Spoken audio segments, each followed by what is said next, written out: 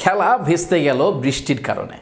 পাকিস্তানের ক্রিকেটাররা বেজায় খুশি থাকবেন, বাংলাদেশের ক্রিকেটারদেরও বেজায় খুশি থাকার কথা, কারণ দুইটা দলের যে অবস্থা এই মুহূর্তে খেলা হয় নাই আমার বোধ হয় একদিক থেকে ভালো হয়েছে। যদিও এই লড়াইটা একটু একটা জেতার লড়াই হইতো, যদিও কোনো দল হারলে কিংবা জিতলে কোনো ক্ষতি কিংবা লাভ নাই, তারপরেও ওই যে একটা জয় নিয়ে টুর্নামেন্টটা শেষ করার একটা মানে আত্মতৃপ্তির ঢেকুর যাকে বলা হয়, সেটা আসলে গিলতে পারতো যে কোনো একটা দল, কিন্তু সেটা হলো না। তবে 1 পয়েন্টের একটা আত্মতৃপ্তি কিংবা ঢেকুর গিলতেই পারে দুইটা দলই।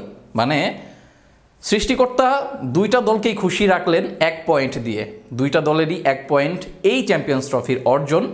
আর সেজন্য অবশ্যই নাজমুল হোসেন শান্ত কিংবা পাকিস্তানের অধিনায়ক বলতে পারেন, যাক বাবা বাঁচা গেল, হাঁপ ছেড়ে বাঁচলাম।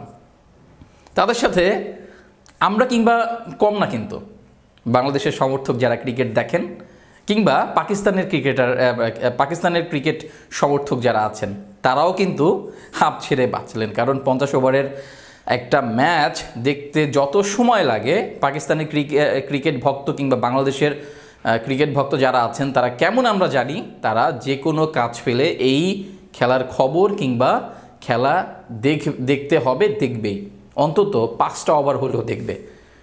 সেই সময় অপচয় বা সেই সময়টা আসলে বাঁচিয়ে দিল প্রকৃতি, বাঁচিয়ে দিল বৃষ্টি। এজন্য অবশ্যই সৃষ্টিকর্তার কাছে ধন্যবাদ জ্ঞাপন করা উচিত আমাদের সমর্থকদের, যারা বাংলাদেশের ক্রিকেট দেখেন তাদের, যারা পাকিস্তানের ক্রিকেট দেখেন তাদের। সর্বোপরি এক বৃষ্টিতে 4 শ্রেণীর মানুষের উপকার হলো, ক্রিকেটার, 2 দেশের ক্রিকেটার, 2 দেশের সমর্থক, এবং যারা মাঠের কাজ করবেন কিংবা তাদেরও বোধহয় আমার সময় বেঁচেছে, তারা বৃষ্টিতে গা এলিয়ে এই ম্যাচটায় কাজ না করতে মানে কাজ করতে হবে না, তারা একটু বিশ্রাম নেওয়ার সুযোগটা কিন্তু পেলেন, বৃষ্টি সেটা করে দিল।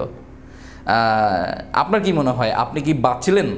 মানে এই বৃষ্টির জন্য আসলে ম্যাচটা পরিত্যক্ত হওয়ায় আপনি কি বেঁচে গেলেন, কিংবা আপনার এই যে প্রেশারগুলো নিতে হয় নাই?